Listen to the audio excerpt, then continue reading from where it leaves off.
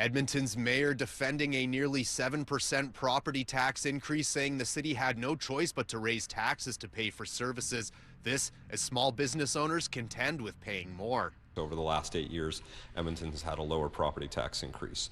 With that said, Calgary has a very large reserve fund, and it's much, much larger than the city of Edmonton's. Mayor Andrew Knack says it isn't a tale of two cities when it comes to property taxes. Calgary city leaders approving a 1.6% property tax increase Wednesday. The next day, Edmonton City Council approved a budget that will see Edmonton property owners pay 6.9% more in 2026. Knack says Edmonton doesn't have the same level of financial reserves as our neighbors to the south, adding that money still has to be paid back. What happens when you do that? When you tap into a one-time funding source to pay for something ongoing, you have to make up that amount in the future year. While Knack has promised in-depth consultations ahead of the next budget, some small business owners are concerned. Because yes, the costs are getting directly applied to our lease. Our lease is pretty significant. It is one of our highest costs outside of staffing. Elizabeth Mywert runs a wedding and event company, telling City News people's budgets for events haven't increased over the last few years, meaning she doesn't want to raise prices,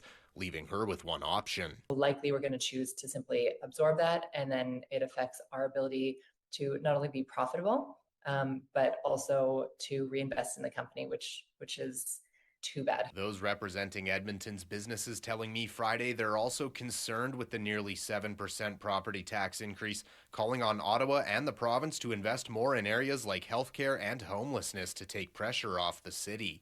So we definitely don't want Edmontonians' quality of life to suffer. We want to make sure that things are funded well. People are making living wages, but we also want to make sure that Edmontonians are not going to expect to bear the brunt of these costs year over year, because that's just not sustainable. Your property taxes are going up because the city's tourism agency, which also runs the Edmonton Expo Center, is receiving $11 million in annual funding in this year's city budget. The CEO of Explore Edmonton telling City News the investment is worth it, saying that visitors spent $2.5 billion in Edmonton in 2024.